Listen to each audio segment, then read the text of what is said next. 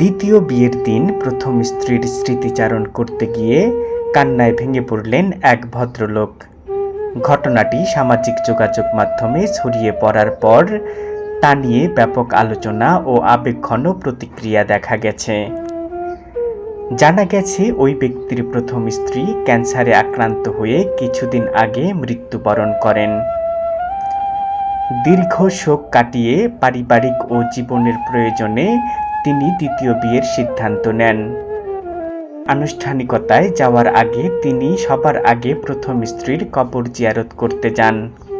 সেখানে দাঁড়িয়ে প্রয়াত স্ত্রীর জন্য দোয়া করেন এবং আবেগাপ্লুত হয়ে কান্না করেন।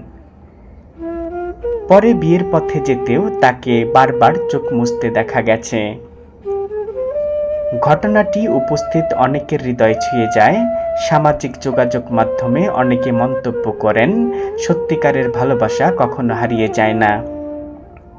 কেউ কেউ বলেন, নতুন জীবনে প্রবেশ করলেও পুরনো স্মৃতিকে সম্মান জানানোর জন্য এই দৃশ্য বিরল ও প্রশংসনীয়।